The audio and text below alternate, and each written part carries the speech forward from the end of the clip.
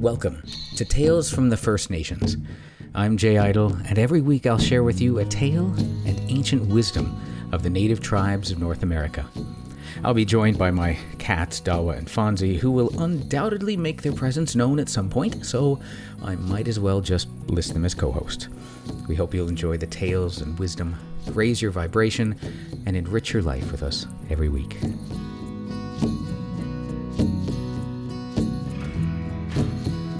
Greetings, friends. I'm Jay Idle. Welcome back to the 7th installment of Tales from the First Nations. Now, I'm really excited about today's story for multiple reasons. First, it's a very interesting one because we get to learn a lot of new things, which is cool. The story for our episode comes from a Hopi legend, and more than any of the other episodes before, it's going to really test my pronunciation skills. I do apologize for anything I may mispronounce in the course of this episode. I did the best research I could to get as close to the right pronunciation as possible, so cross your fingers, wish me luck.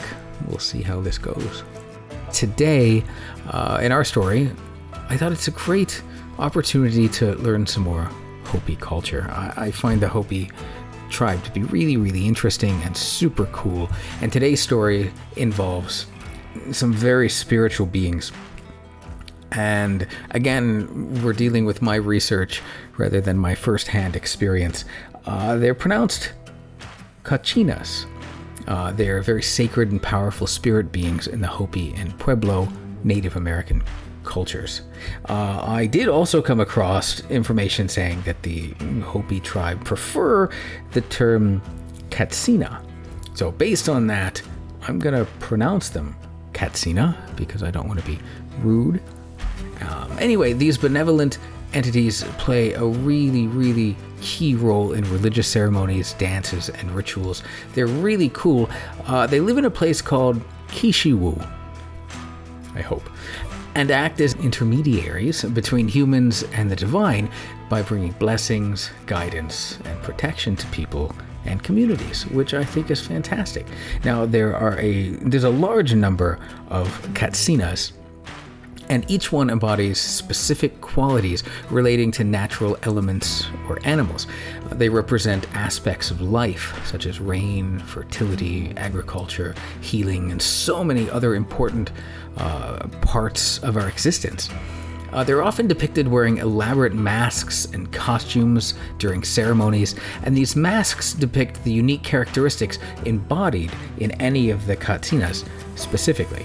So you can find them decorated with feathers, animal motifs, plant symbols, any other aspect of the natural world that is appropriate for the Katsina that they are inviting in. So I think it's really cool.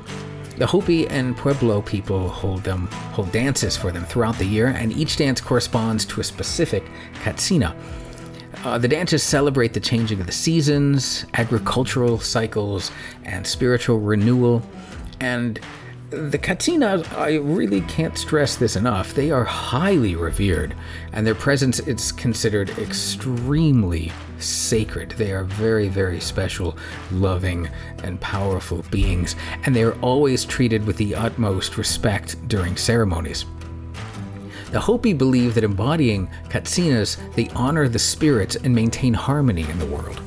So in today's story, the Katcinas step in to protect a young girl whose parents are very cruel to her for being an immature child who doesn't help them out around the house.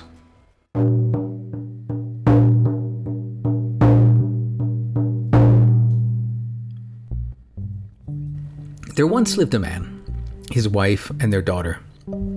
It was winter and there was snow. The parents wanted to go and get wood and said to their daughter that she should prepare food for them. But after they had left, the girl played all day in a corner of the house and the steps with sheep bones, which she pretended were people and for whom she built a little house. And in the little house, she spent the day talking to them. So when her parents returned in the evening, they found nothing to eat, and the mother had to get fire and prepare a meal herself. She was tired and angry. The next morning, they went after wood again, and again they told the girl to prepare food for them. "But you must do it this time," the mother said, "because I shall be tired." But when they returned in the evening, they found their daughter still playing at the same place.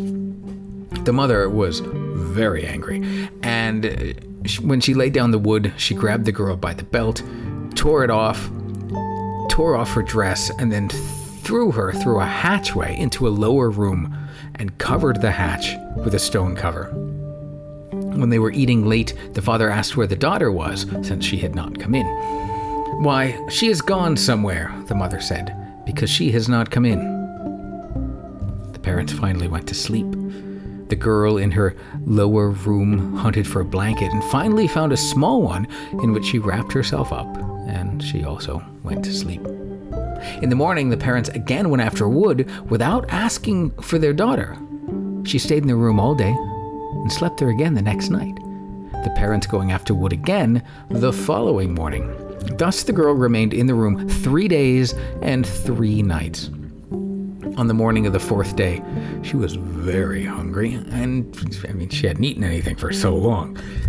She was very tired, she was weak, she was lying down. In the north wall was a small opening. All at once she saw something sitting in the opening. It came in, and when the girl looked up, she saw it jumping up and down on the floor, leave the room, and then come back in again. It was a wren.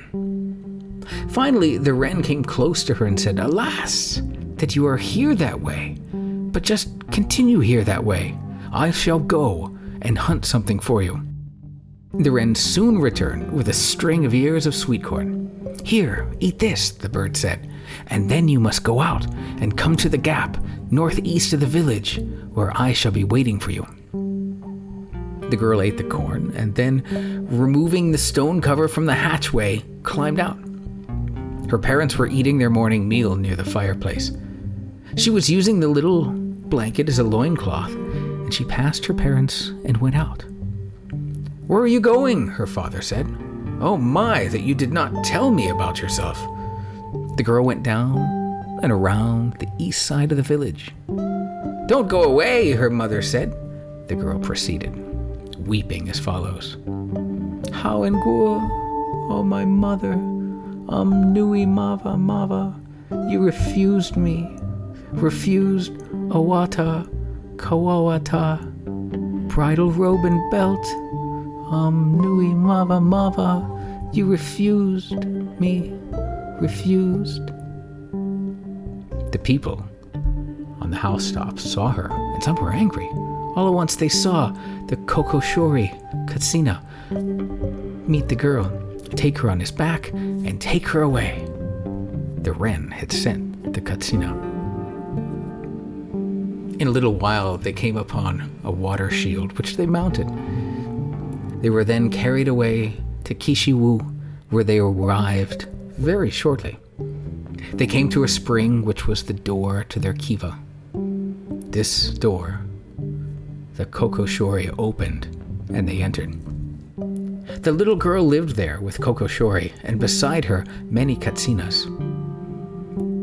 In the winter, they fed the girl water, melons, musk melons, roasting ears, and more. When they had eaten, all the Katcinas danced all day and were very happy because the Kokoshori now had a child.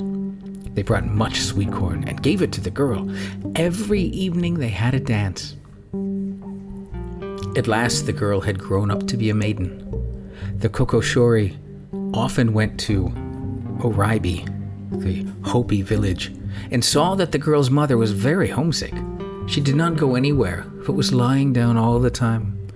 One time, the Kokoshori said to the maiden, "Your mother is very lonely and is crying. We shall take you to her."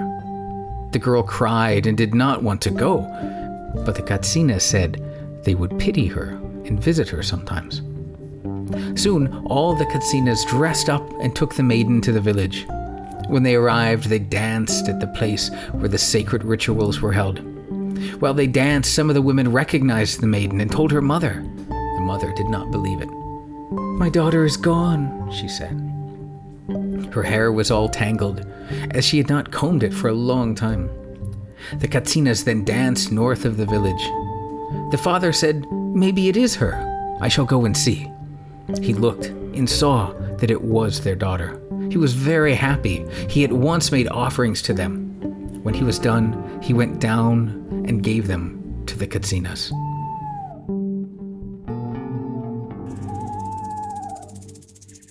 So I guess there are 2 lessons for today's story. 1, children should listen to their parents to avoid problems, and parents should treat their children well. I guess maybe the 3rd lesson is that the divine is always keeping an eye out for us and helping us out when we need a little help on our journey. Well, on your journey, I thank you for making my journey a part of it.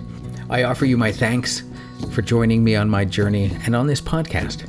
For more great stories and legends, check out the Jaguar Bird channel on YouTube. There's a lot of wonderful content there, and of course join me next week for another story here on Tales from the First Nations. I'm Jay Idle, and I'll talk to you next time. Today's story came from Brief Miscellaneous Hopi Papers by H.R. Voth from the Stanley McCormick Hopi Expedition. It was published in 1912. Music for the open and close of the show was provided by my dear friend Scott Brocklesby, and our podcast image was provided by Mark Lawton. We will see you next time. There go the cats.